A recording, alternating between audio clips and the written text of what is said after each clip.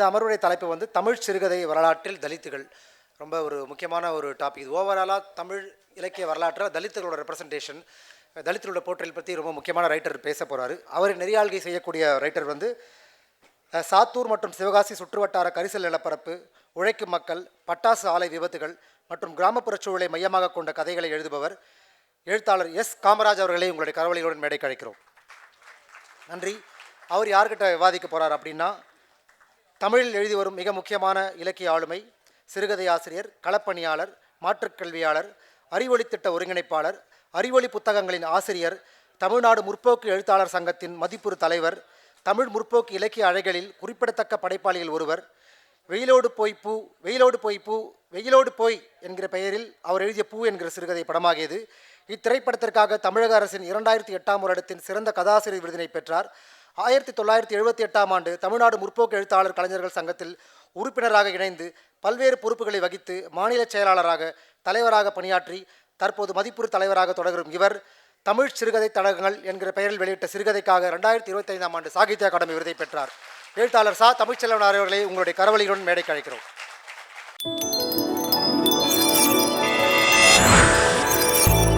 இந்த பெரிய அவைக்கு என் வணக்கம். நான் உரையாட வந்திருக்கிற அன்பு சகோதரர் எனது அண்ணன் தமிழ்ச்செல்வன், நாடறிந்த எழுத்தாளர், நாடறிந்த பேச்சாளர். சமீபத்தில் தமிழ் சிறுகதையின் தடங்கள் என்ற நூலுக்காக சாகித்ய அகாடமி பரிசு வாங்கியவர். இவற்றை எல்லாம் தாண்டி இங்கு சொல்லப்படாத சில விஷயங்கள் அவருக்காக இருக்கு. அவர் அறிவொளி இயக்கத்தில் மிக நீண்ட காலம் அடித்தட்டு மக்களோடு பயணம் செய்து அந்த தரவுகளை சேகரித்திருக்கிறார், அந்த மக்களோடு பயணித்திருக்கிறார்.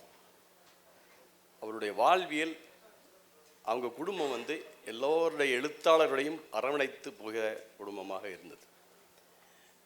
அந்த பகுதியில் அல்ல, தமிழ்நாடு முழுக்க எழுத துவங்குகிற அல்லது எழுத ஆர்வப்படுத்துகிற அனைவரையும் கைபிடித்து எழுத வைக்கிற அல்லது ஊக்கப்படுத்துகிற மிகச்சிறந்த வேலையை செய்திருக்கிறார். எனக்கு தெரிந்து கிட்டத்தட்ட நூற்றுக்கணக்கான நூல்களுக்கு முன்னுரை எழுதி கொடுத்த மிகப்பெரிய வேலையை செய்திருக்கிறார். இந்த வேலைகள் எல்லாம் சேர்த்துத்தான் அவரை இந்த தமிழ் சிறுகதையின் தடங்கள் எழுதுவதற்கு தூண்டியிருக்க வேண்டும் என்று நான் நினைக்கிறேன். அப்படித்தான் இருக்க வேண்டும். ஏன்னா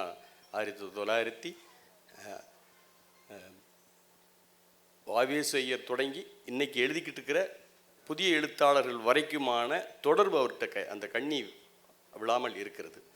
அப்படிப்பட்ட ஒரு இலக்கிய ஆளுமை அவர். இந்த தலைப்புக்கு மிகச்சிறந்த நபர் என்று நான் கருதுகிறேன். அவரிடம் நம்ம கேள்விகளை துவங்கலாம். இந்த நூற்றாண்டு வரலாற்றில் பேசப்பட்ட கதைகளில் அல்லது பேசப்படுகிற கதைகளில் தலித்துகள் விடப்பட்டிருக்கிறார்கள் என்கிற ஒரு குற்றச்சாட்டு இருக்கிறது. ஆனால் நான் அதை மறுக்கிறேன். ஏன்னா நம்ம பாட்டி கதைகளில் நீங்கள் மிதமிஞ்சிய தலித் கதைகள் தான் அங்குள்ளே இருக்கு. பாட்டி சொன்ன கதைகள் எல்லாம் பூராத்திலுமே மிதமிஞ்சிய தலித் கதைகள் தான் இருக்கும். அது ஃபேண்டசி கதைகள் அது எழுத்தாக இல்லாமல் இருக்கலாம். ஆனால் மிக முன்னோடி கதைகள் என்றால் அது தலித் கதைகளாக தான் இருக்கும். ஒரு சுண்டலியன் கதை அது ஒரு ஃபேண்டசி கதை. ஆனால் அது ஃபேண்டசியாக நம்ம பார்க்க வேண்டிய அவசியமே கிடையாது.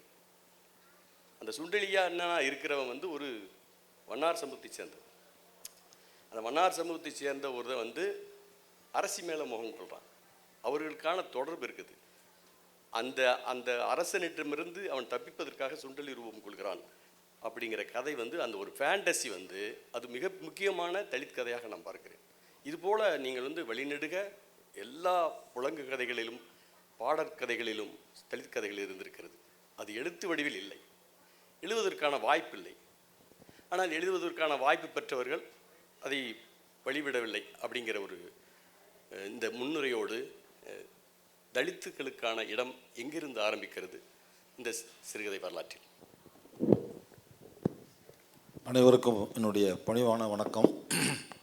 மேற்சொல் 5வது ஆண்டிலாவது என்னை அழைத்தார்களே என்பதற்காக நான் மிகுந்த மகிழ்ச்சி அடைகிறேன். ஒவ்வொரு ஆண்டும் நடந்து கொண்டிருப்பதை பார்த்து கொண்டே தான் இருக்கிறேன். நம்முடைய தோழர்கள் இன்னும் அடையாளம் காணவில்லையோ என்று சந்தேகத்தோடைய 4 வருஷம் ஓடிடுச்சு. சரி, 5வது ஆண்டில் நான் இந்த நிகழ்ச்சியில் பங்கேற்பதிலே மிகுந்த மகிழ்ச்சி அடைகிறேன். தமிழ் சிறுகதை, தம்பி சொன்னார், கதைகள் வேறு, சிறுகதை வேறு. ஆகவே சிறுகதை என்பது நமக்கு அது ஒரு மேனாட்டு சரக்கு என்று புதுமைப்பித்தன் குறிப்பிடுவார். 1912 தான் 13 தான் தமிழ் சிறுகதை அப்படிங்கிற வடிவத்தில் நம்மளுக்கு எழுத ஆரம்பிக்கிறாங்க. பாரதியுடைய 6ல் ஒரு பங்கு 1913 தான் வெளிவந்தது. 1913 ஆரம்பித்து சுமார் 1950 வரைக்குமான சிறுகதை எழுத்தாளர்களில் ஒரு முக்கியமான எழுத்தாளர்கள்னு பார்த்தீங்கன்னா எல்லாருமே பிராமின்ஸ். நீங்கள் லிஸ்ட்டே எடுக்கலாம். வாவேசு ஐயர் காலனி கிராஸ் பண்ணி தான் வரணும். இப்படி எத்தனை லட்சம் தடவை போயிருப்பார். 300 கதை எழுதியிருக்காருல்ல. எத்தனை கதையில் தலித் வாழ்க்கை இருக்குது அப்படின்னு பார்த்தீங்கன்னா 3 கதையில் இருக்குது. 3 கிடையின ஒரு நாவல், குறுநாவலில் ஒரு தலித் கேரக்டர் வருது. அப்புறம் கன்னிமைன்னு அவருடைய புகழ்பெற்ற கதையில் ஒரு 2 பேராகிராஃப், வேலை முடிந்து பருத்தி எடுத்து விட்டு வேலை முடிந்து வீடு திரும்புகிற தலித் பெண்கள் விளையாடி கொண்டு தண்ணி அடிச்சுட்டு முட்டுற மாதிரி விளையாடிக்கிட்டே போகிறாங்கங்கிற ஒரு அருமையான காட்சி அதை எழுதியிருப்பார். அதில் தலித் மக்கள் வராங்க. அவ்வளோதான். 2-3 கதையில் தான் தலித் மக்கள் வராங்க. ஊர் வாசல்லே வாழ்ந்துக்கிட்டு இருக்காங்க. இவங்க தான் அவங்க தோட்டங்கள்லாம் போய் வேலை செய்கிறாங்க. ஆனாலும் எழுதலை. ஸோ நீங்கள் நான் தெரியாத நான் எப்படி எழுதுறது அப்படிங்கிற கேள்வியை நம்ம ரிஜெக்ட் பண்ணணும். அது தப்பு தான். நீ ஒத்துக்க முதல்ல நான் எழுதலை, தப்பு தான், இனிமேல் எழுதுகிறேன், அப்படி தான் நீங்கள் சொல்லணும். ஆகவே 2வது தலித் வாழ்க்கையை எழுதுவதுங்கிறது ஒன்று, தலித் கேரக்டரை கதைக்குள்ளே கொண்டு வருவது ஒன்று. தலித் கேரக்டர்ஸ் வந்திருக்காங்க. நீங்கள் ஆரம்பிக்கும் போதே பாரதி தானே ஆரம்பிக்கிறான். தமிழ் சிறுகதை முதல் முன்னோடிகள் 3 பேர், பாரதி, வாவேசு ஐயர், மாதவையா. வாவேசு ஐயர் தலித் வாழ்க்கையில் ஒன்று எழுதலை. ஒரு கதை தான் அவருக்காக தேரும், குலத்தங்கர அரசம்பரம் மட்டும்தான். மற்றதெல்லாம் ரொம்ப பழைய கதைகள் தான், கர்நாடக கதைகளாக தான் இருக்கும். அதை படிக்க முடியாது. மாதவையாவும் பாரதியும் சின்சியராக அட்டன் பண்ணியிருக்காங்க. இந்த கேஸ்ட் இஷ்யூவை சிறுகதையை துவங்கும் போதே கேஸ்ட் இஷ்யூ அட்ரஸ் பண்ணி தான் துவங்கியிருக்கு. பாரதியுடைய 6ல் ஒரு பங்கு கதைக்கு அவர் ஒரு சிறிய முன்னுரை எழுதியிருக்கார். இன்றைக்கி படித்தா கூட நமக்கு உடலாம் நடுக்குது. அதாவது அவர் எழுதுகிறாரு, பாரதி என்ன சொல்கிறார், இந்த கதையை யாருக்கு சமர்ப்பணம் செய்கிறேன் என்று சொன்னால், நமக்கெல்லாம் உழுது பயிர் விளைவித்து உண்ண கொடுக்கின்ற வைசியர்களாகிய பள்ளர் பறையர் சமூகத்து மக்களுக்கு கதையை சமர்ப்பிக்கிறேன்னு சொல்கிறான். பாரதியின் மீது இன்றைக்கி பல பேர் பல விதமான விமர்சனங்களை வைக்கிறாங்க. ஆனால் அவன் அந்த சிறுகதையிலேயே 1913 அதை எழுதியிருக்கான் பாரதி. 6ல் ஒரு பங்கு கதையை அதுக்கு முன்னாடி ஒரு சூசிகை மாதிரி எழுதுகிறார். அது இன்னொரு முக்கியமான பாலிட்டிக்ஸ், பண்பாட்டு அரசியலே பாரதி தூக்கி வைக்கிறான். என்ன, பள்ளர் பறையர்களை வைசியர் என்று சொல்கிறான். இன்றைக்கு வரைக்கும் இந்த சாதிய சமூகம் பள்ளர் பறையர்களை பஞ்சமரம் தான் வச்சிருக்கு, சூத்து வைக்கலை. ஆனால் பாரதி அவர்களை வைசியர்னு சொல்கிறான் 13. அது எவ்வளோ முக்கியமான ஒரு கல்ச்சுரல் பாலிட்டிக்ஸ் வைக்கிறாங்கிறது நம்ம பார்க்கணும். ஸோ தமிழ் சிறுகதை பிறக்கும் போதே தலித் ஆதரவு குரலோடு தான் பிறந்ததுங்கிறத நம்ம அக்செப்ட் பண்ண இல்லை. அது நம்ம டோட்டலாக ரிஜெக்ட் பண்ண அவசியம் இல்லை. அவர்கள் பிராமணர்களாக இருந்தாலும் கூட பிராமண சமூகத்திற்கு புறையோடி போய் சாதிய உணர்வுகளை தோலுரித்து காட்டக்கூடிய கதைகளைத்தான் மாதவையா எழுதினார், பாரதி எழுதினார்ங்கிறத நம்ம அக்செப்ட் பண்ணணும் முதல்ல. ஏன்னா நம்ம அக்செப்ட் பண்ணுறது ரொம்ப முக்கியமானது. ராஜகௌதமன் அவர்கள் மாதையாவுடைய படைப்புகளை மிக விரிவாக ஆய்வு செய்திருக்கிறார். அவர் சொல்கிறார், அவன் அம்மாளியா அவனை விட்டக்கூடாதுன்னு சொல்கிறார். புதுமைப்பித்தனையும் அப்படி தான் சொல்கிறார். புதுமைப்பித்தனுடைய கதைகளில் காணக்கூடிய தலித்தினுடைய கலகக்குரல் போல இருக்கிறது. அப்போ அவன் நம்மளுன்னு நம்ம நினைக்கணும். அவர் சைவ பிள்ளைமாரா பிறந்துட்டு சைவ பிள்ளைமாரா நாசகார கும்பல்னு கதை எழுதுறாரு. எல்லாம் அன்னைக்கு தேதி அது முக்கியமான ஒரு விஷயம்.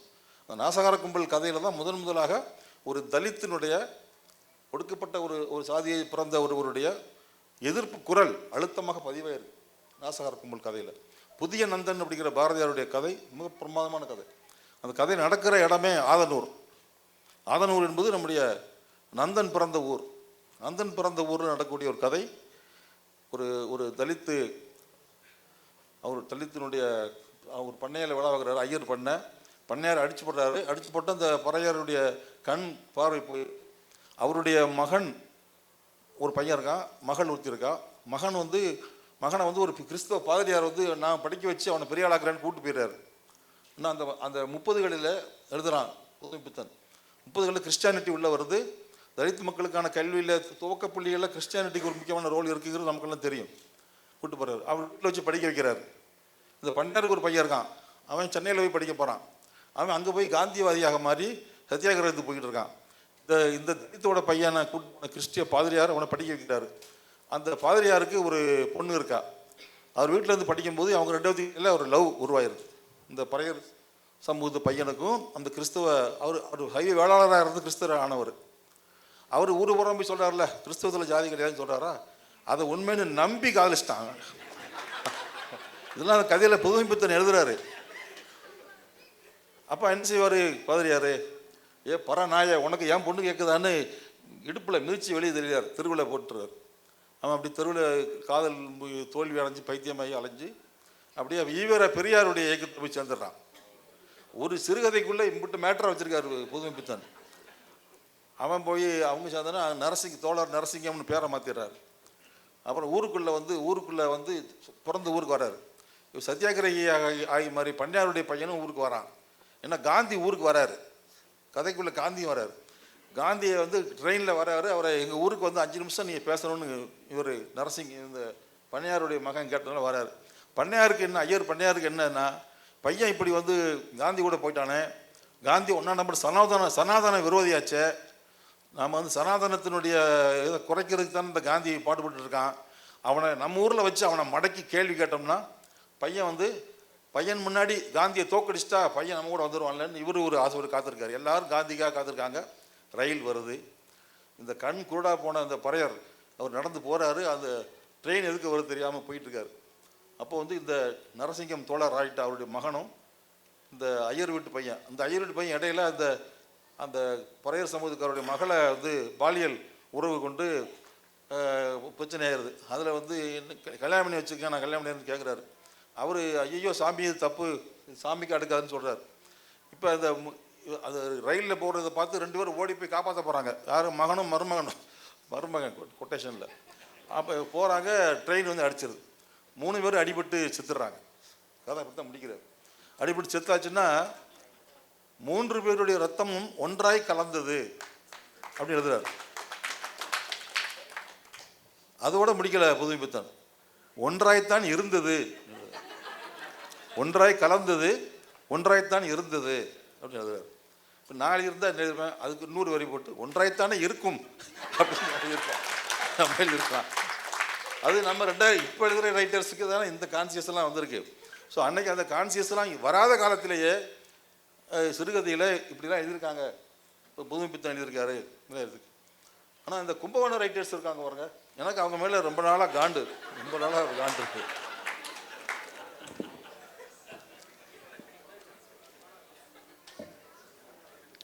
கோபாரா மௌனி, சிதம்பர சுப்பிரமணியன், அப்புறம் கரிச்சான் குஞ்சு, எம் வெங்கட்ராமன் வந்து ஐயர் கிடையாது, ஒரு சௌராஷ்டிரா. இல்லை எல்லாம் நான் பார்க்க வேண்டியிருக்கு. என்னென்னா அப்படியெல்லாம் பார்க்காம ரொம்ப பரமாக இருந்தெல்லாம் நம்ம இந்த இலக்கிய உலகத்தெல்லாம் புரிஞ்சிக்க முடியாது. ஒவ்வொருத்தருடைய கருத்தும் எப்படி எங்கேருந்து வருது அப்படிங்கிறதுக்கான ஒரு விஷயம் இருக்கு இல்லையா. அப்போ இவங்களுக்கு மேலே என்ன கோவம்னா, எல்லாமே காவிரி கரையில் தான் வாழ்கிறாங்க. இந்த கும்பகோணம் ரைட்டர்ஸ் தான் தமிழ் சிறுகதையோட மிகப்பெரிய மன்னர்கள். கூப்பராவும் மௌனியும் வந்து தமிழ் சிறுகதையின் திருமூலர் மௌனி. ஒத்த கதை வந்து சாதாரண மக்களை பற்றி எழுதலை, அவர் பூரா சாவை பற்றி எழுதியிருக்காரு. நான் அது பூரா ஆராய்ச்சி பண்ணேன், ஏன்னா சாவை பற்றியே ஏன் அவர் எழுதுறாருன்னு பார்த்தா, அவர் 3 பசங்க பிறந்திருக்காங்க. ஒரு பையன் ரோடு ஆக்சிடெண்ட்டில் இறந்துட்டான், இன்னொரு பையன் கல்யாணமாகி ஒரு 2வது வருஷத்தில் பாத்ரூமில் கரண்ட் ஷாக் ஆகி இறந்துட்டான், இன்னொரு பையன் மனப்புரளுக்காலாகி திண்ணையில் உட்காந்து புலம்பிக்கிட்டு இருக்கான். இவ்வளவு சோகங்கள் ஒரு மனுஷனுக்கு வந்தால் அவன் சாவை பற்றி தானே எழுதுவான். இல்லை, புறச்சூழல் தான் அகத்தை தீர்மானிக்குது படைப்பாளியே. ஆகவே அதை ஒத்துக்காமல் அது என்ன சொல்கிறாரு, என் மனதில் தோன்றுவதையெல்லாம் சொல்வதற்கு தமிழ் போதவில்லைங்கிறார் மௌனி. சமஸ்கிருதத்தையும் ஆங்கிலத்தையும் வைத்து ஏதோ வண்டி ஓட்டி கொண்டிருக்கிறேன்னு சொல்கிறார். என்னடா அவ்வளோ பெரிய ஆப்பட்டக்கரா அப்படின்னு சொல்லி பூரா பார்த்தோம்னா, எம்.வி. வெங்கட்ராமன் வந்து அவரை பற்றி பெரிய பேட்டி கொடுத்துருக்காரு. அவர் சொல்கிறார், மௌனிக்கு தமிழே எழுத வராதுங்கிறார். தமிழே எழுத வராதான் அவருக்கு. அவர் கதையை முதல்ல எழுதின கதையை போய் நான் தான் திருத்தி கொடுத்தேன், திருத்தி பணிக்கொடிக்கு அனுப்புவேன்னு சொல்கிறார். எனக்கு தமிழ் வராதுன்னு சொல்கிறதுக்கு பதிலாக தமிழுக்கு வந்து அது சக்தி இல்லைன்னு சொன்னால் அது என்ன ஒரு, அது 40களில் வந்த மொழி அரசியலினால் ஏற்பட்ட ஒரு பிராமண சோகத்திலிருந்து அவர் எழுதுறார். அப்படி தான் நம்ம அதை புரிஞ்சிக்க வேண்டிய அவசியம் இல்லை. இது வந்து ஒரு தமிழ் சிறுகதை வரலாறு முழுக்க நீங்கள் படிச்சிங்கன்னா, நான் படித்ததுனால சொல்கிறேன், ஒரு 5000 கதைகளுக்கு மேலே மொத்தமாக உட்காந்து 2 வருஷம் படின்னு படித்து தான் நான் சொல்கிறேன். ஆத்தென்டிக்காக நம்ம சொல்ல முடியும், சான்றுகளோடு சொல்ல முடியும். பொதுவாக பிராமண எழுத்தாளர்களுக்கு ஒரு பெரிய சோகம் இருக்குது. அதுக்கு ஒன்றும் செய்ய முடியாது, வரலாறு.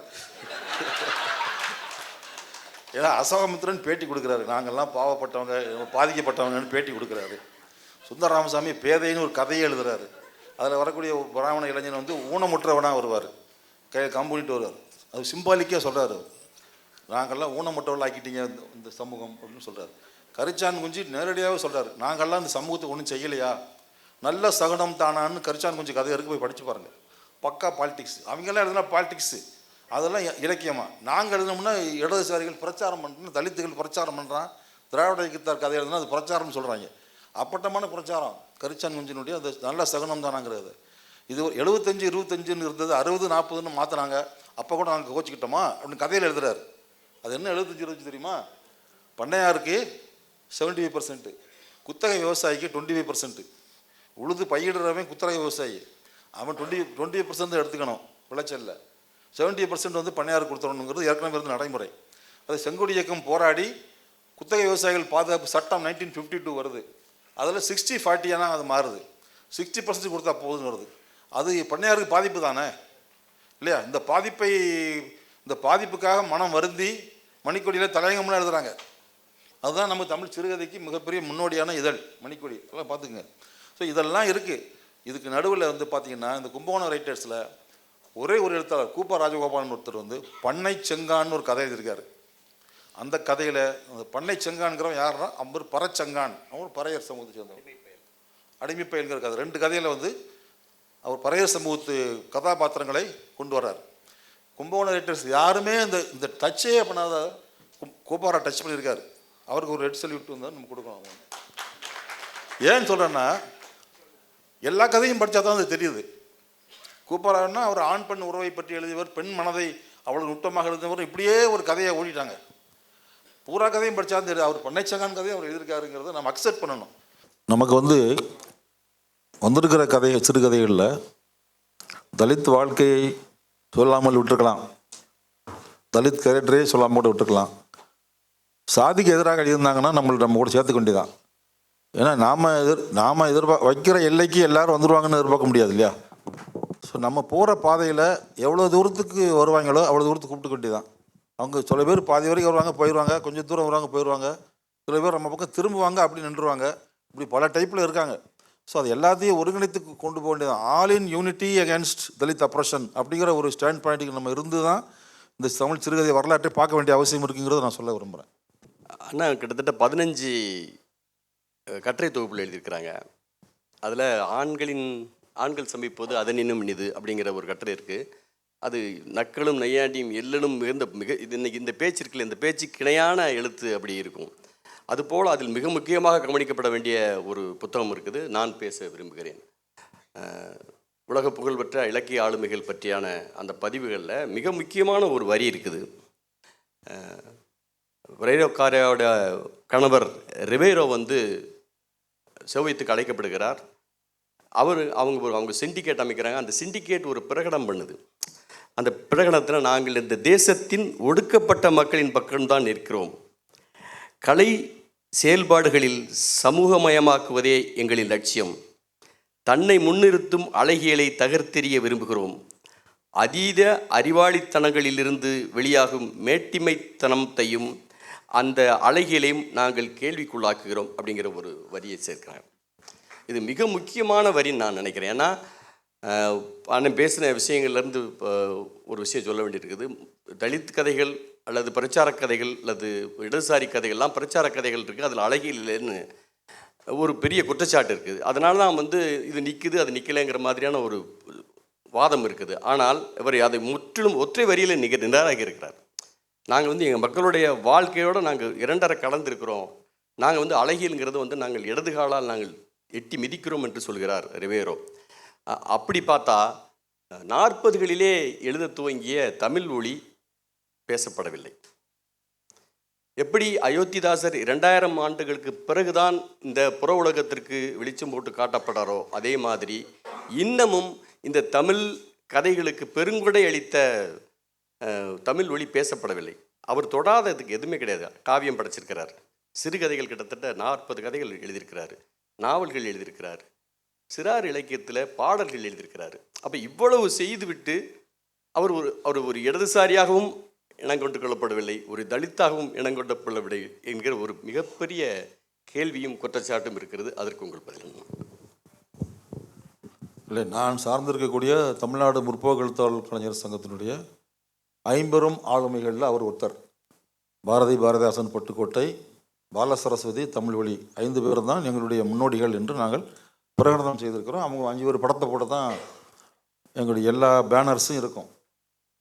ஸோ தமிழ் வழி ஒரு இடதுசாரியாக, ஒரு மார்க்சியவாதியாக, அகில இந்திய முற்போக்கு எழுத்தாளர் சங்கத்தின் தமிழ்நாடு கிளையினுடைய மாநில செயலாளராக 48 எல்லாம் இயங்கியவர் தமிழ் வழி. அவர் ஒரு தலித் என்பதனால் புறக்கணிக்கப்பட்டார். தலித் அல்லாத ஒரு பெண் மீது கொண்ட காதல் அவருக்கு மறுக்கப்பட்டது. அந்த காதல் தோல்வியினால் மிகுந்த மனவேதனை அடைந்து அவருடைய தனிப்பட்ட வாழ்க்கையும் ரொம்ப பெரிய சிக்கலுக்கு ஆளானது. அவருடைய ஆய்வுகள் குறித்து நான் இப்போ கூட செம்மலரில் ஒரு கட்டுரை எழுதியிருக்கேன், தமிழ் வழியினுடைய ஆய்வுகள். அவருடைய ஆய்வுகள் ரொம்ப முக்கியமானவை. அவர் நாம் இதுவரைக்கும் யோசிச்சிராத பல கோணங்களில் அவர் யோசிக்கிறாரு. கால்டுவெல்லையே மறுத்திருக்கார் அவர். கால்டுவெல் முன்வைக்கக்கூடிய இந்த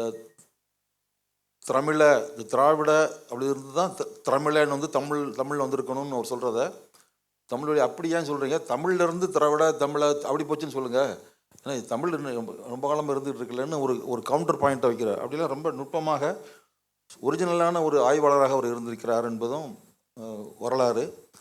உண்மையில் அவர் தலித் என்பதனால தான் ஒதுக்கப்பட்டிருக்கார், அதில் ஒன்றும் சந்தேகமே கிடையாது. எல்லா தரப்பினராலும் அவர் ஒதுக்கப்பட்டதற்கு அவர் ஒரு தலித்தாக பிறந்தது ஒரு காரணம் என்பதை நாம் அக்செப்ட் பண்ணி தான் நம்ம அதை கரெக்ட் பண்ண வேண்டிய ஒரு இடத்துல தான் நம்ம இருக்கிறோம். இப்போது அவருடைய எல்லா படைப்புகளும் மொத்தமாக நியூ செஞ்சுரி புக் ஹவுஸ் நிறுவனம் டாக்டர் வி அரசு அவருடைய முயற்சினால் துவக்கப்பட்டு 6 வால்யூம் இப்போ வெளியே வந்திருக்கு. எல்லாமே இப்போ கிடைக்குது. இதுக்கு முன்னாடி தேடித்தான் படிக்கணும், இப்போ எல்லாமே அவைலபிளாக இருக்குது. நம்ம இனிமேல் அவருக்கான உரிய இடம் கிடைக்கும் என்று நான் நிச்சயமாக நம்புகிறேன். புத்தகங்கள் இருக்கிறது, அவருக்கு ஆவணங்கள் இருக்கிறதுங்கிறதெல்லாம் ஏற்றுக்கொள்ளப்பட வேண்டிய விஷயமாக இருந்தாலும் பொது மேடைகளில், பொதுத்தலங்களில் அவர் பெயர் உச்சரிக்கப்படவில்லை என்பது எனது மிகப்பெரிய ஆதங்கம் நான் நினைக்கிறேன். அது எனக்கும் உண்டு, அதை சரி செய்வோம், அவ்வளோதான். நம்ம அதை முன்னெடுத்தது தான் சரியாக போவோம் இல்லையா. அது என்ன இதுவரை செய்யவில்லைன்னா அதை இப்போ செய்வோங்கிறது தானே அதுக்கான பதில். அதை நம்ம முன்னெடுப்போம் அப்படிங்கிறதான் நான் சொல்ல விரும்புகிறேன். தலித் எழுத்துகளில் அழகியல் இல்லைங்கிற ஒரு குற்றச்சாட்டு இருக்கு இல்லையா, அந்த குற்றச்சாட்டை நிராகரிக்கிற மாதிரி தலித் எழுத்துகள் விஞ்சி நிற்கிற விஷயங்களாக, இல்லை தலித் இலக்கியங்கள் உற்று நோக்கப்பட வேண்டிய அல்லது கவனிக்கப்பட வேண்டிய விஷயங்களாக நீங்கள் எதெல்லாம் பார்க்குறீங்க? இந்த அழகியல் பற்றி நான் ஒன்று சொல்ல விரும்புகிறேன். நான் முதலில் குறிப்பிட்டது போல் 60கள் வரைக்குமே பிராமண எழுத்தாளர்கள் தான் தமிழ் சிறுகதையினுடைய முன்னோடிகளாக இருந்தார்கள். பிராமின்ஸுக்கு என்ன ஒரு ப்ரிவிலேஜ் என்ன இருக்குதுன்னு சொன்னால், அவங்களுக்கு வேறு வேலை இல்லை இல்லையா. அங்கே உணவு, உடை, இருப்பிடம் ஆகிய அடிப்படை தேவைகளை உற்பத்தி செய்யக்கூடிய உழைப்பை அவர்கள் கொடுக்க வேண்டிய அவசியம் இல்லை. அந்த ஸ்டேஜில் இருக்காங்க. அப்படி இருக்கிறதுனால நிறைய டைம் இருக்குது அவங்களுக்கு. ஸோ அவங்க ஆர்ட்டில், லிட்ரேச்சரில் அதிகமாக நேரம் செலவழிக்க முடியும். இந்த மௌனி டிகிரி முடிக்கிறார், திருச்சியில் போய் டிகிரி முடிச்சுட்டு அவர் எழுதுகிறாரு, நான் திருச்சியில் என்னை போன்ற பல இளைஞர்களைப் போல் நானும் டிகிரி முடிச்சுட்டு வீட்டில் சும்மா இருந்தேன். அந்த சும்மா இருக்கிற நேரம்லாம் இலக்கிய அரட்டை எடுத்து கொண்டு இருந்தோம், அப்படியே நானும் எழுத ஆரம்பித்தேன்னு சொல்கிறார். இந்த வாய்ப்பு அன்றைக்கி இருந்த எல்லா எழுத்தாளரும் கிடச்சதானா இல்லை. புதுமைப்பித்தனை அவங்க அப்பா நடிச்சாமல் 12 மணிக்கு வெளியே போடா நாயான்னு சொல்லிட்டார். புதுமைப்பித்தனோட அப்பா புதுமைப்பித்தனை துரத்தி விட்டார். நைட் 12 மணிக்கு புதுமைப்பித்தனும் அவங்களுடைய ஒய்ஃபும் திருநெல்வேலி ஜங்ஷனில் ரயில்வே ஸ்டேஷனில் பிளாட்பாத்தில் படுத்துருக்காங்க. விடிய காலம் தான் ட்ரெயின். இப்போ காலையில் ட்ரெயினில் ஏறி கிளம்புறாங்க. ஒய்ஃப் கேட்குறாங்க, கமலா எங்கே போகிறோன்னு. தெரியலையே அப்படிங்கிறார் அவர். சோத்துக்கு வழி அதுவும் தெரியல. இப்படிப்பட்ட ஒரு நிலைமையெல்லாம் அவர்களுக்கு இல்லை. அப்போ அவர்கள் என்ன பண்ணுறாங்க, ஆர்ட்டில் நிறைய நேரம் செலவழிக்கிறாங்க. கிளாசிக்கல் அப்படின்னு சொல்லக்கூடிய இன்றைக்கு நாம் சொல்லக்கூடிய கிளாசிக்கல் எல்லாத்தையுமே அவங்க தான் உருவாக்குறாங்க, கை கொள்கிறாங்க, ஆளுமை செலுத்துகிறாங்க. அவங்க கண்ட்ரோலில் தான் இருக்குது. தாசிகளிடம் இருந்த பரதநாட்டியத்தை சட்டம் போட்டு கையில் எடுத்துக்கிட்டாங்க. 1947 பெர்ஃபார்மன்ஸ் ஆக்ட்னு ஒரு சட்டம் கொண்டு வராங்க. அதில் அந்த சதுராட்டத்தில் பரதநாட்டியத்தில் சிருங்காரம் இருக்கக்கூடாதுன்னு கட் பண்ணுறாங்க சட்டம் போட்டு. சிருங்காரத்தை கட் பண்ணிட்டோம்னா அது வந்து புனிதப்படுத்தப்பட்டது, தனி தெளிச்சிட்டாங்க, தீட்டு கலைஞ்சிருச்சு. அப்போ அதை பிராமணர்கள் பரதநாட்டியத்தை தங்களுக்குரியதாக ஆக்கி கொண்டார்கள். நீங்கள் நிருத்யா பிள்ளையுடைய பேட்டியெல்லாம் படிங்க, ரத்தம் கொதிக்கும். ஸோ கிளாசிக்கல் என்று சில விஷயங்களை உருவாக்கியிருக்காங்க. இந்த தை தக்கன்னு அடிக்கிறாங்க, நட்டுவ நேரம் வச்சுக்கு, அதுக்கு தான் ஆடணும் டான்ஸு. நீங்கள் உங்களுக்கு இஷ்டம் போல ஆட முடியாது. நீங்கள் நம்ம பறையடிச்சு நம்ம ஆடுற டான்ஸ் எல்லாம் அவங்க டான்ஸ்னே ஒத்துக்க மாட்டாங்க, அது இசைன்னு ஒத்துக்க மாட்டாங்க.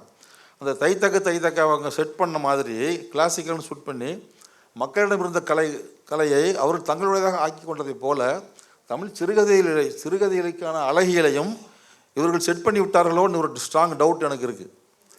அதை தான் நம்மளும் இதுதான் சிறுகதை அழகியல் நினச்சி நாமளும் அவங்க தைத்தக்காக்கு நம்ம ஆடிக்கிட்டு இருக்கோமோன்னு ஒரு டவுட் வருது நமக்கு. நமக்கான அழகியலை நாம் தான் உருவாக்கி இருக்க வேண்டும். அவங்க என்னன்னா அவங்களுக்கு சாஸ்திரம் முக்கியம். அவங்களுக்கு சிறுகதையின் சாஸ்திரம் இதுதான் வெஸ்ட்டில் இருக்கிறவங்க சொல்லிட்டான். இவங்க அப்படியே அந்த சாஸ்திரத்தை அப்படியே ஃபாலோ பண்ணி நமக்கு இதுதான்டா சிறுகதைக்கான வடிவம், இதுதான் சிறுகதைக்கான அழகியல்னு சொல்லிட்டாங்க. ஸோ நம்ம எல்லாருமே பிசி, எம்பிசி, எஸ்சி, எஸ்டி எல்லா சிறுகதை எழுத்தாளர்களும் அந்த ஃபார்ம்லேயே போய்கிட்டு இருக்கோமோன்னு எனக்கு ஒரு ஸ்ட்ராங் டவுட் இருக்குது. ஸோ நம்ம எல்லாத்தையுமே அழகியல்னு சொல்லுவாங்க. என்னென்னா நம்ம எழுதுகிற மேட்ரு தான் அவங்களுக்கு பிரச்சனையே ஒழிய சொல்கிறதுன்னு சொல்லுவாங்கன்னா இதில் கலை இல்லைன்னு சொல்லுவாங்க. எப்படி சொல்வதுங்கிறதுல இதில் ஃபெயிலியர் ஆயிடுச்சுன்னு தான் எல்லாத்தையும் சொல்கிறாங்க. அமைப்பு சார்ந்து திராவிட இயக்கமாக, தலித் இயக்கமாக, இடதுசாரி இயக்கமாக, இந்த எழுத்தாளர்கள் எழுதுவது எல்லாம் படிக்காமலே தீர்ப்பு முன்னாடி எழுதி வச்சுட்டாங்க. அவங்க நான் படிக்காமலே தீர்ப்பு சொல்கிறாங்கங்கிறதுக்கு ஸ்ட்ராங்கான சான்றுகள் இருக்குது. நான் என்னுடைய புத்தகத்தில் எழுதியிருக்கேன். அதில் எந்த சான்று கிடையாது, படிக்காமலே தீர்ப்பு கொடுக்குறாங்க. ஸோ அவங்க சொல்கிற அந்த அழகியல் இல்லை அப்படிங்கிற குற்றச்சாட்டு திட்டமிடப்பட்டது, உள்நோக்கம் கொண்டது, அது ஒரு அரசியல். ஸோ நாம் அவர்களுடைய அழகியலை, அவர்களுடைய நம்ம பிரச்சாரம் என்று சொல்வது எல்லாம் புறந்தள்ளிவிட்டு நம்முடைய பாதையில் நாம் பயணம் செய்ய வேண்டும்ங்கிறது தான் என்னுடைய கருத்து. கடந்த 2006 பாப்பாப்பட்டி கீரிப்பட்டி அந்த பிரச்சனைக்காக நாங்கள் ஒரு ஆவணப்படம் தயாரித்தோம், இது வேறு இதிகாசம் அப்படிங்கிற. அதில் கிட்டத்தட்ட ஒரு 6-7 பேட்டிகள், மிக முக்கியமான பேட்டிகள். வெங்கடாசலபதி, அண்ணன் தமிழ்ச்செல்வன், அப்புறம் பேராசிரியர் பழனித்துறை, தலைவர் தொல் திருமாவளவன், அவர் பண்பாட்டு ஆய்வாளரான எல்லோருடைய இதுவும் கிட்டத்தட்ட 2 மணி நேரம் 3 மணி நேரம் மிக முக்கியமான பொக்கிஷம். அதில் அண்ணன் தமிழ்ச்செல்வனோடு உரையாடிய தருணம் மிக முக்கியமான தருணமாக நான் கருதுகிறேன். ஏன்னா அவர் அன்றைக்கி அந்த இதில் நாங்கள் அந்த படத்தில் அது வரல, ஆனால் அவர் 2-3 ஸ்டேட்மெண்ட் சொன்னார். இந்த இந்தியாவில் தலித்துகள் தங்களது வாழ்வின் ஒவ்வொரு திருப்பத்திலும் இந்த சாலை எனக்கு உரியது தானா, இந்த பள்ளிக்கூடம் என்னை ஏற்றுக்கொள்வது தானா, இந்த வீடு நான் அனுமதிக்கப்படுகிற வீடு தானா என்று தயங்கி தங்கள் வாழ்வை நகர்த்தி கொண்டு இருக்கிறார்கள் என்கிற ஒரு ஸ்டேட்மெண்ட் சொன்னார். அது வேறு எங்கேயும் பதிவு பண்ணியிருக்கிறாருன்னு தெரியல, அது வாய்மொழியாக நாங்கள் பதிவு பண்ணோம். அதே பேட்டியில் இன்னொரு விஷயம் சொன்னார். தென் தமிழ்நாட்டில் ஒரு கலெக்டர் ஓய்வு பெற்று தன் சொந்த ஊருக்கு போகிறார். எல்லோருக்கும் இருக்கும் இல்லையா, சொந்த ஊர் மீதான மிகப்பெரிய காதலும் இருக்கு இல்லையா. அதோடு அவர் பிறந்த மண்ணை பார்க்க வேண்டும் என்று போகிறார். ஒரு கலெக்டர் போகிற வழியில் ஒரு ஆடு மேய்க்கிற சிறுவன் அவரை பார்க்கிறான். நீங்கள் யார் என்னன்னு கேட்கும்போது நீங்கள் யார் என்னன்னு கேட்குறான். அவர் தன்னை அடையாளப்படுத்தி கொண்டவன் சொன்னவுடன், ஓ நீ மாடசாமி மகனா அப்படின்னு ஒரு ஆடு மேய்க்கிறவன் ஒரு கலெக்டரை பார்த்து கேட்கக்கூடிய பிரிவிலேஜை தலித்தல்லாத சமூகத்திற்கு இந்த உலகம் கைவழங்கியிருக்கிறது. அந்த கொடுமையான சம்பவத்தை அவர் சொன்னார். இதுபோல் எக்கச்சக்கமான விஷயங்கள் இந்த தலித் வாழ்வியலோட நம்மளோட ட்ராவல் பண்ணுகிறார். கிட்டத்தட்ட 5000 கதைகளை படித்து மிக முக்கியமான டாக்குமெண்ட், அது எல்லோரும் படிக்க வேண்டும் என்று நான் கேட்டுக்கொள்கிறேன். நான் இப்போ படித்து முடித்ததனால் அதில் விமர்சனங்கள் இருக்குது, அதில் விகசிக்கிற விஷயங்கள் எல்லாம் இருக்கிற அந்த இதில் இன்றைக்கி அது பூமணி தவிர மற்ற எந்த தலித் எழுத்தாளர்களும் அதில் சேர்க்கப்படவில்லைங்கிறது அது ஒரு சின்ன விமர்சனம் இருக்குது. ஆனால் நீங்கள் படித்த, நீங்கள் கற்றுணர்ந்த இத்தனை இலக்கியத்தில், இந்த சிறுகதைகளில் தலித்துகள் இனி எப்படி எழுதணும், என்ன செய்யலாம், இதோடு போட்டி போடுவதற்கு என்கிற ஒரு யோசனை சொல்லணும். நான் யார் யோசனை சொல்கிறதுக்கு? அது ஒரு அந்த ஸ்தானத்தை நான் எடுத்துக்க விரும்பலை. என்னன்னா, சாதி என்பது தலித்துகளுக்கும் தலித் அல்லாதவர்களுக்கும் ஒரே மாதிரியான விஷயம் கிடையாது. தலித் அல்லாதவர்களுக்கு அது ஒரு கருத்து. எனக்கு சாதி இல்லைன்னு சொல்லி அவர் கருத்து ரீதியாகவே அதை தாண்டி வந்துட முடியும். ஆனால் தலித்துகளுக்கு சாதி என்பது ஒரு ஃபிசிக்கல் ஃபோர்ஸ். அது ஒன்றும் சாதாரண விஷயம் கிடையாது.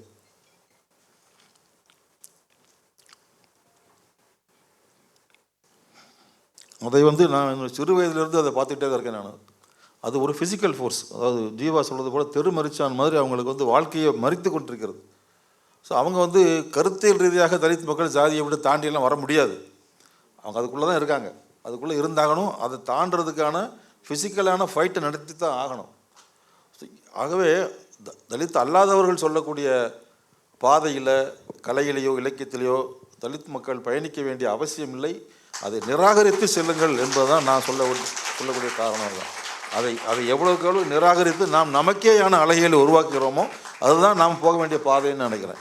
இடதுசாரிகளுக்கு நான் அதான் சொல்லுவேன், தலித் படைப்பாளிகளுக்கு நான் அதான் சொல்லுவேன். நமக்கான அழகியலை நாமே உருவாக்கி நாம் அதை கடந்து செல்வோம் அப்படின்னு நினைக்கணும். ஏன்னா நம்ம லைஃப் தெரியாது, அவங்க மற்றவங்களுக்கு தெரியாது, கண்டிப்பாக தெரியாது. தலித் அல்லாதவர்கள் தலித் இலக்கியத்தை எழுதலாமான்னா எழுதலாம். நான் நீண்ட காலம் கழிச்சு இப்போ தான் சிறுகதை தொகுப்பு கொண்டு வர போகிறேன். இப்போ ஒரு 10 கதை வருது. 10 கதையுமே அப்பலஜெட்டிக் லிட்ரேச்சர் தான். குற்ற மனதின் வெளிப்பாடாகத்தான் 10 கதையும் வந்திருக்கு. ஏன்னா நான் ஒரு தலித் அல்லாத சமூகத்தில் பிறந்தவன். ஆகவே நான் குற்ற உணர்வோடு இருப்பது தான் ஒரு உண்மையான படைப்பாளிக்கான குணாம்சம் என்று நான் நினைக்கிறேன். நான் என்னுடைய வாழ்நாள் முழுவதிலையும் சிறு வயதிலிருந்து என்னோடு படித்த எனக்கு பாடம் நடத்திய ஆசிரியர்களில், மாணவர்களில் தலித்துகளாக இருந்தவர்களுக்கு என்னை அறிந்தும் அறியாமலும் நான் செய்த கொடுமைகள், உளவியல் ரீதியாக நான் அவர்களுக்கு ஏற்படுத்திய காயங்கள், நான் என்றால் நான் இல்லை, என்னை போன்ற என்னுடைய சமூகத்தை சேர்ந்தவர்கள் ஏற்படுத்திய காயங்கள், இவற்றுக்கான குற்ற உணர்வு தான் என்னுடைய படைப்பிலே வந்துக்கிட்டு இருக்கு. இனிமேல் அப்படி தான் வரும்னு நினைக்கிறேன் நான். இதுதான் தலித் அல்லாதவர்கள் தலித்துகளை பற்றி எழுதக்கூடிய இலக்கியமாக இருக்க முடியும். அப்பலஜெட்டிக் லிட்ரேச்சர் தான் நான் தலித்துகளுக்கு எழுதக்கூடிய லிட்ரேச்சர் இருக்கும். தலித்துகளுக்கு அசர்ட்டிவான டோனில் கதைகளை சொல்ல வேண்டும் என்று நான் நினைக்கிறேன். இன்றைக்கு தமிழில் எழுதி கொண்டிருக்கக்கூடிய, இன்னைக்கு கரண்ட்டாக எழுதக்கூடிய ரைட்டர்ஸ் நான் பார்க்குறேன். ஜெயராஜனுடைய செந்நிலம், கருப்பு வானம் என்ற 2 அற்புதமான சிறுகதை தொகுப்புகள் வந்திருக்கிறது. அதில் இருக்கிற அந்த டோன், அந்த வாய்ஸ் ரொம்ப முக்கியமானது.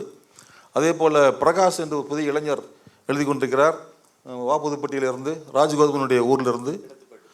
ஆமாம், கிணத்துமேட்டு பனைமுறம் என்று கதை ரொம்ப ஒரு ஃப்ரெஷ்ஷான ஒரு வாய்ஸ், ஒரு தலித் 2025 தலித் வாய்ஸ் சொல்லக்கூடிய அளவுக்கான கதைகளை அந்த பையன் எழுதிக்கிட்டு இருக்காரு.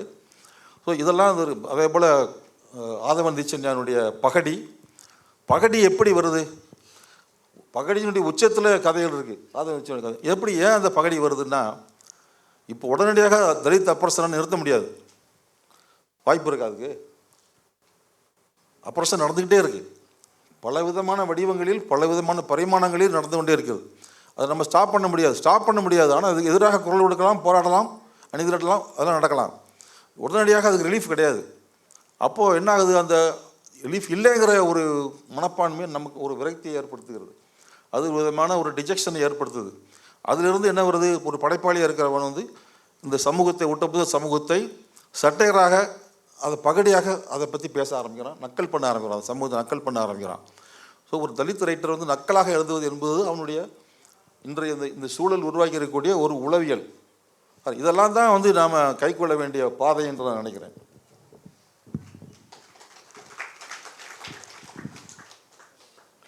இந்த தமிழ் சிறுகன் தடங்களில் கிட்டத்தட்ட 52 பகுதிகள் இருக்குது. அந்த 52 பகுதிகள்லையும் தலித் வாழ்வியலை எந்தெந்த கதைகள் எல்லாம் சொல்லுது அப்படின்னு அண்ணன் ஒரு பெரிய லிஸ்ட்டு போட்டுக்கிறாரு. அது ஏன் கவனிக்கப்படணும்னு சொல்லியிருக்கிறாரு.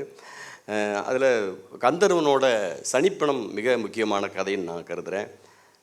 அதே மாதிரி கூப்பாராவோட பண்ணை செங்கான், அடிமைப்பயல், விந்தனோட ஒரே உரிமை, பிரபஞ்சனோட சகோதரர் அன்றோ, அப்படி இந்த லூர்து மேரி, அது மாதிரியான கதைகள் எல்லாம் மிக முக்கியமான கதைகள், அது கவனிக்கப்படாமல் கடந்து போன கதைகள் என்று நான் கருதுகிறேன்.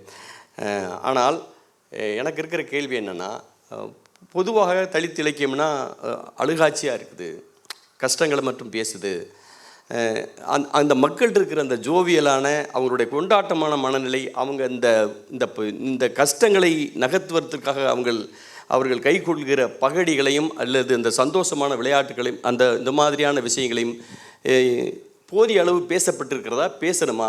எனக்கு தெரிந்து இங்கே இருக்கிற தம்பி பாரத்தமிழோட டாப்பி சிறுகதை தொகுப்பு மிக முக்கியமான தொகுப்புன்னு நான் நினைக்கிறேன்.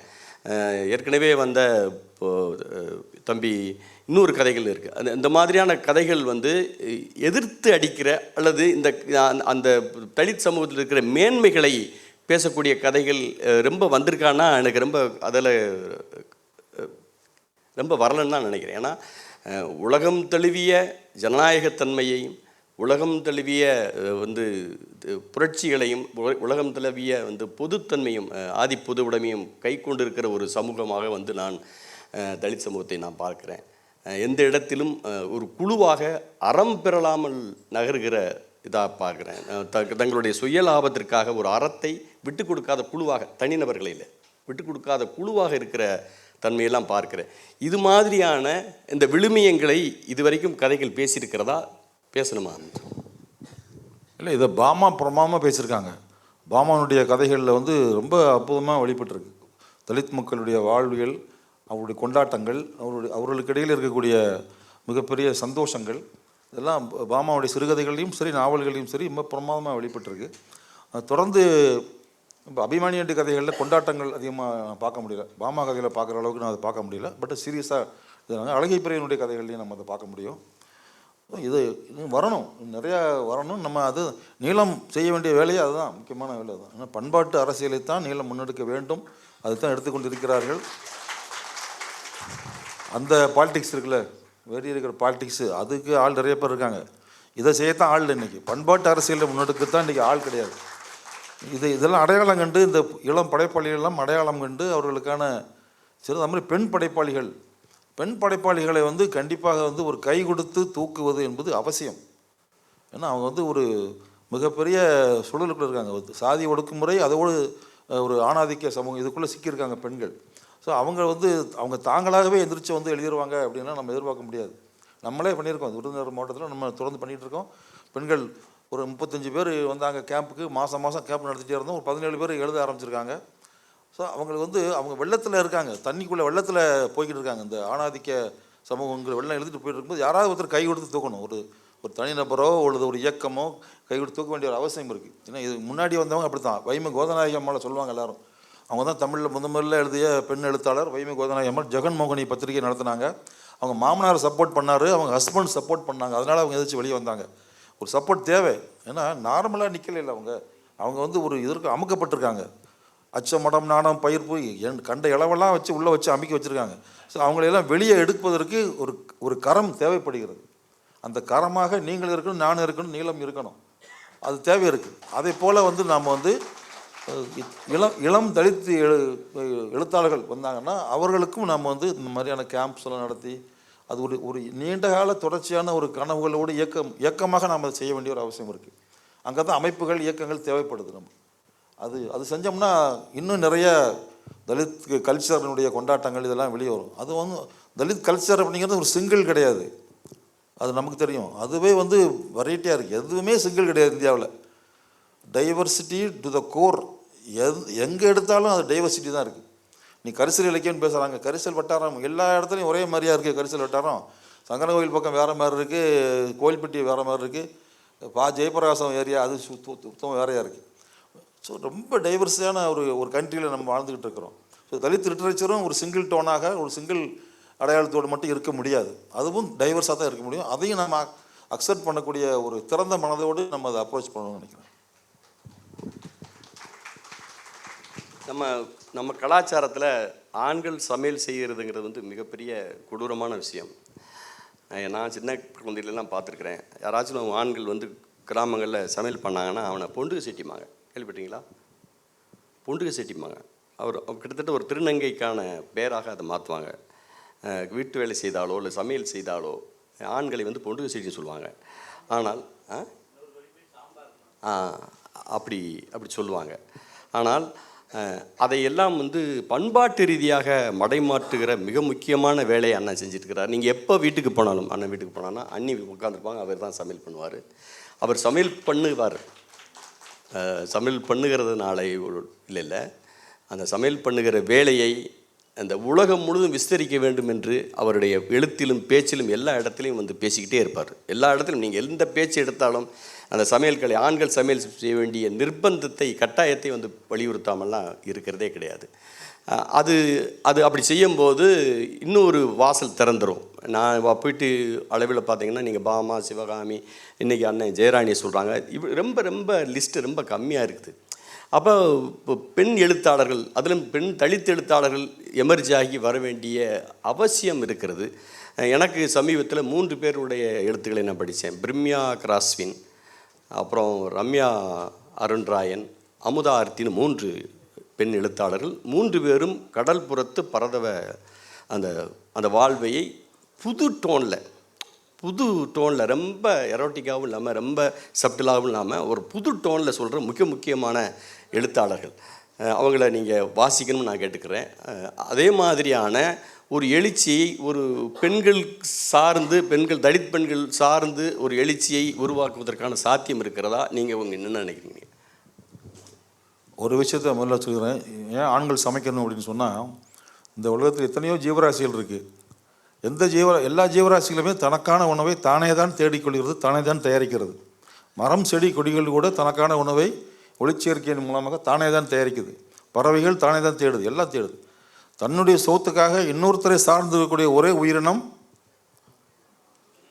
மனித உயிரினம் இல்லை, ஆம்பளை. இது இயற்கைக்கு விரோதமானது. இயற்கைக்கு விரோதம், எந்த நீதியும் கிடையாது. அப்போ இது இப்போ ஒரு பொம்பளை ஆள் பொங்கி ஆம்பளையால் சாப்பிட்றான்னா அது அவமான சோறு. அது அவமானம்ங்கிறது தெரியாமலே தின்னுக்கிட்டு இருக்காங்கிறது அதை விட அவமானமாக இருக்குது. இதை கேவலத்தை எங்கே போய் சொல்கிறது? நான் இந்த கேவலத்தை சின்ன வயசுலேயே ஃபீல் பண்ணிட்டேன். அதனால் நான் வந்து 11th படிக்கும்போது நான் இப்போ சமைச்சிக்கிட்டு இருக்கேன். இப்போ வரைக்கும் நான் கிட்டத்தட்ட 45 வருஷமாக நான் வந்து சட்டி பானையை கழுவிக்கிட்டு சமைச்சிக்கிட்டு இருக்கிறேன். அதை கௌரவமாக நான் வெளியே சொல்ல தயாராக இருக்கேன். அது சொல்லணும்.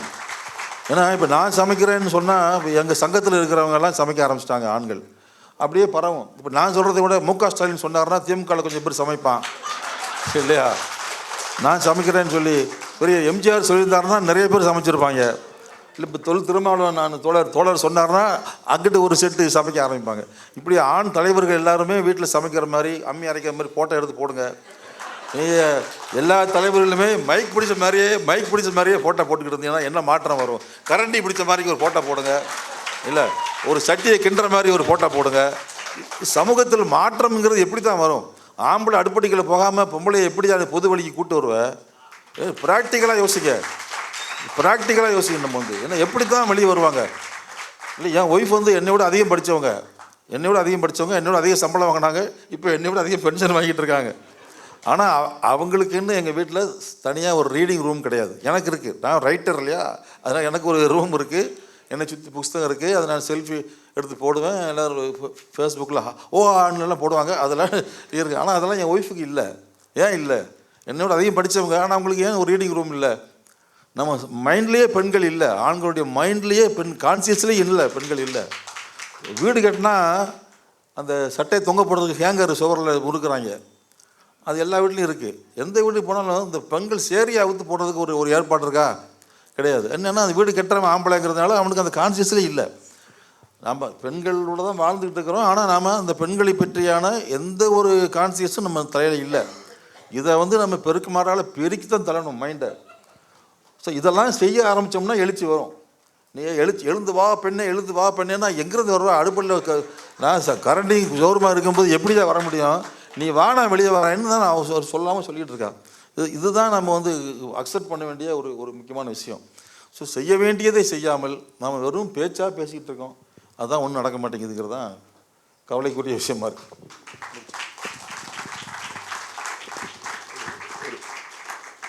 நூற்றாண்டு கால வரலாற்றை 45 நிமிஷத்தில் நாங்கள் பேசி முடிக்க முடியாது.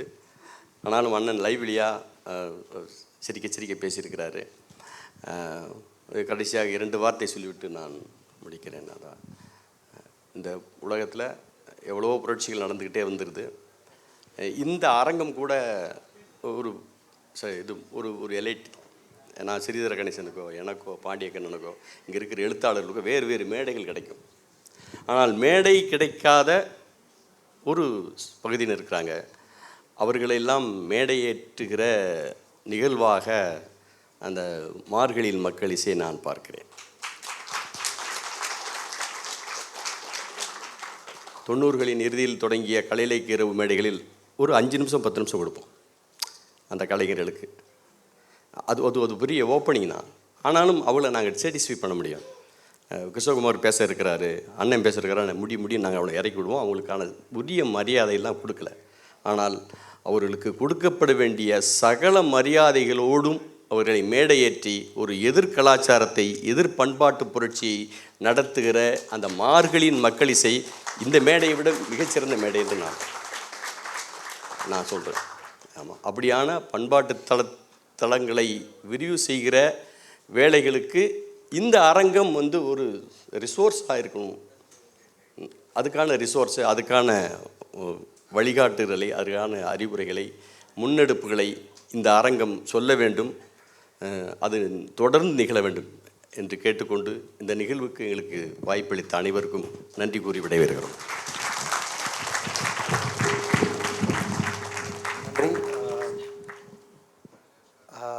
One of the best session இந்த செஷன் ஆக்சுவலாக சொல்லலாம். ரொம்ப அருமையாக இருந்தது. நேரம் தான் பத்தலை, மைக் பிரச்சனை. என்ன தெரிஞ்ச மைக் செட் கும்பகோணக்காராக இருப்பார்னு நினைக்கிறேன். என்ன தெரிஞ்ச ரொம்ப அருமையாக, குறிப்பாக ஒரு இது ஒட்டுமொத்த ஒரு தலித் அல்லாத உங்களுடைய டெக்ஸ்ட்டை சொல்லும் பொழுது எவ்வளோ கன்ஸ்ட்ரக்டிவாக சொல்லணுங்கிறது தோழர்கிட்ட நம்ம கற்றுக்கலாம். ஒரு கிரிட்டிசிசம் எவ்வளோ கன்ஸ்ட்ரக்டிவாக இருக்கணும்னு சொல்லிட்டு அவர் பார்ப்பனர்களை விமர்சிக்க அதே நேரத்தில் அவங்கள யார் நல்லா ஒர்க் பண்ணியிருக்காங்களோ அவங்கள ஹானரும் பண்ணார், அவங்கள அக்னாலஜும் பண்ணார். இந்த கிரிட்டிசிசம் ரொம்ப முக்கியமாக நான் இந்த நிகழ்வில் பார்க்குறேன். ரொம்ப அருமையாக இருந்தது நிகழ்ச்சி. குறிப்பாக அவர் சொன்ன தமிழ் சிறுகதை தடங்கள் புத்தகங்களை நம்ம எல்லோரும் வாசிக்கணும். ஒட்டுமொத்த இலக்கிய பார்வையை தொகுத்து கொடுத்துருக்கிறாரு. அதுக்கப்புறம் தமிழில் சமகாலத்தில் எழுதிட்டு வர எழுத்தாளர்களை குறிப்பிட்டார். இப்போ பிரகாஷோடைய புத்தகத்தை நானும் தோழர் தான் வெளியிட்டோம் நீலமில். ரொம்ப முக்கியமான, ரொம்ப ஒரு ஆனஸ்டான ஒரு ஒர்க் அது. அந்த பனையேரிகளோட லைஃப்லேருந்து ஒரு தலித் ஆஸ்பெக்டில் அந்த சிறுகதை தொகுப்பில் எழுதியிருப்பார். இது வரைக்கும் சிறுகதை வடிவத்திலேருந்து ஒரு மாதிரி அதெல்லாம் கழிச்சு போடுற ஒரு வடிவம் அது. கண்டிப்பாக அதை நீங்கள் வாசிக்கணும்னு சொல்லிட்டு நானும் இந்த மேடையில் அதை சொல்லிக்கிறேன். இந்த 2 ஆளுமைகளுக்கும் நினைவு பரிசை வழங்க எழுத்தாளர் நிர்மால்யா அவர்களை மேடைக்கு அழைக்கிறோம். Please claps for